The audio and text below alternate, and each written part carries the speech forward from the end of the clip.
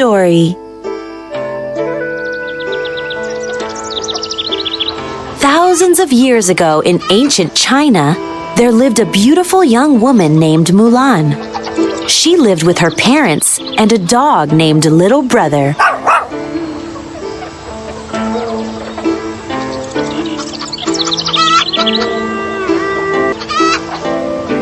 Mulan's father had once been a great warrior, but his leg had been injured in battle.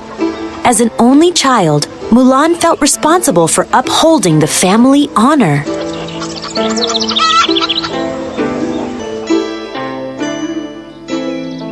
One day, a man arrived with terrible news from the emperor.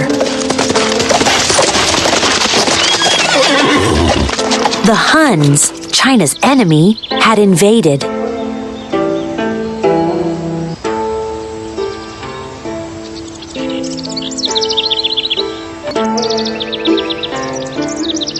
The emperor had ordered that one man from every family must join the Imperial Army.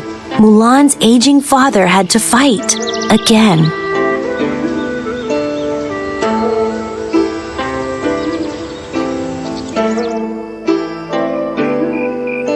Mulan knew her father was too old to fight. Late that night, she made a big decision.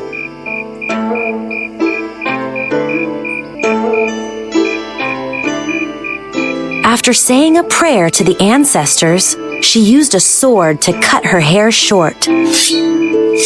Then she put on her father's warrior clothes.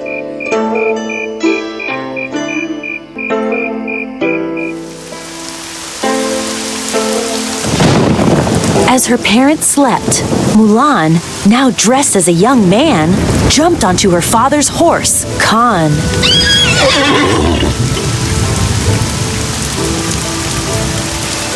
Then she raced off to join the Imperial Army in her father's place.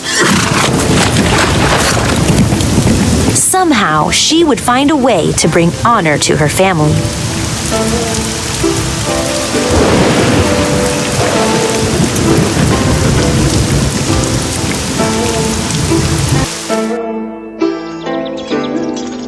When Mulan arrived at the Imperial Army's training camp, she met Captain Li Shang. "What is your name?" he asked Mulan.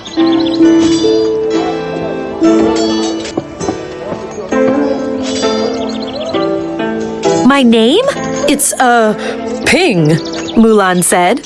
To her amazement, Shang and the other soldiers believed she was a man.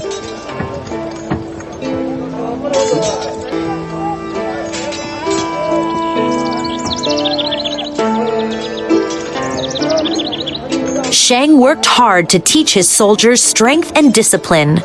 Mulan struggled to keep up. Frustrated, Shang told her to go home.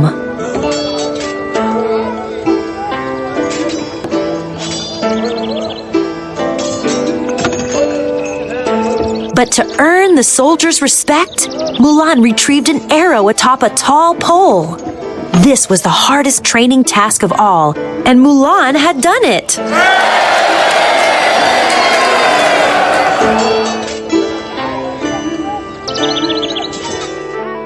Mulan was not alone on her journey. A dragon named Mushu, sent from the ancestors to be her guardian, and a cricket named Cricky were always at her side.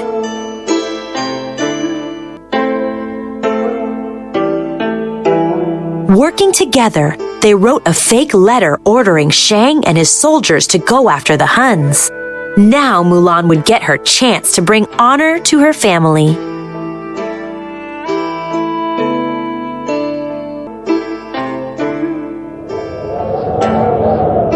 Heeding the letter's message, Shang led his soldiers into the mountains.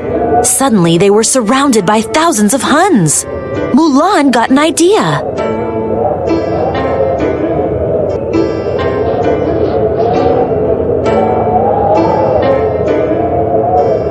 She grabbed the very last cannon and, using Mushu's flame, lit the fuse. The cannon caused a massive avalanche of snow to fall on the Huns.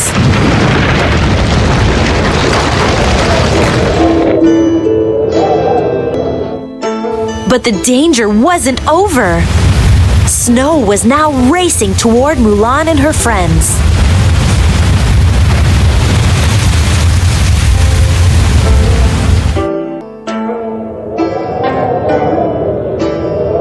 During the battle, Mulan had been injured. While caring for her wound, a medic realized that Ping was a woman. Shang had no choice but to leave Mulan behind.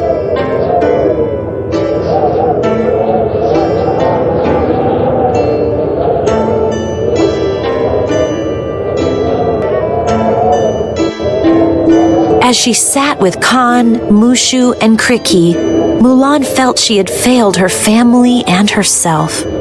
Then, she heard the Huns' voices.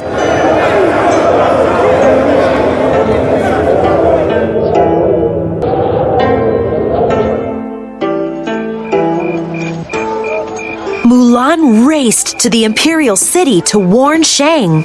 "The Huns are alive," she told him. "They're in the city!"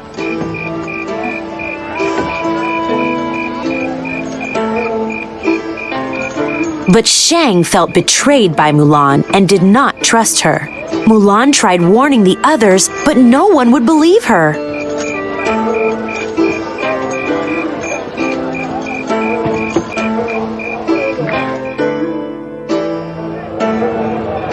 The Hun leader, Shan Yu, kidnapped the emperor, but Mulan and Shang rescued him. Furious, Shan Yu chased Mulan onto the palace roof, exactly as she planned.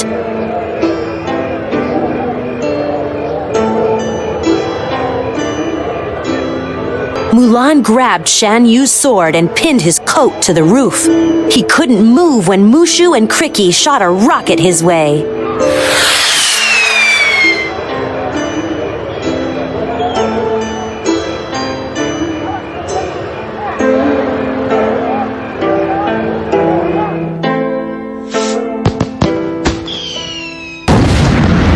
The force of the explosion sent Mushu and Kriki flying through the air.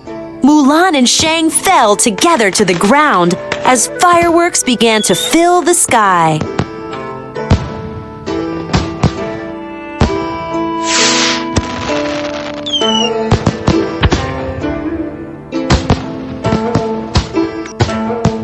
The people were celebrating. The Huns had been banished and the Imperial City was safe.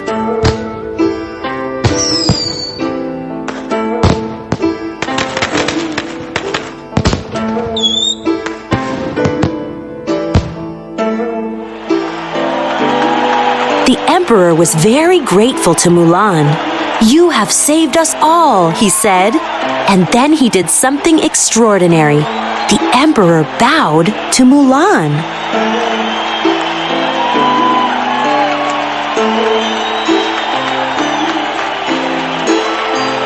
Everyone in the plaza bowed to Mulan too. The Emperor asked her to stay on as his advisor, but Mulan knew it was time to return to her family.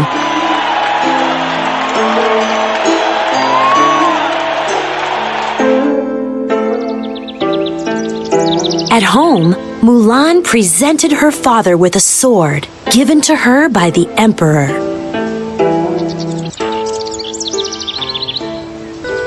"The greatest gift and honor is having you for a daughter," her father said. "I've missed you so."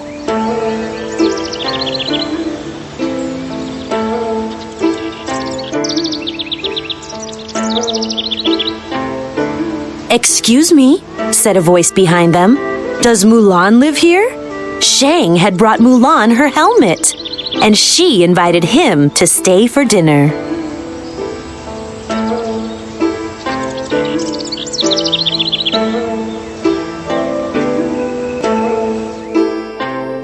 The end.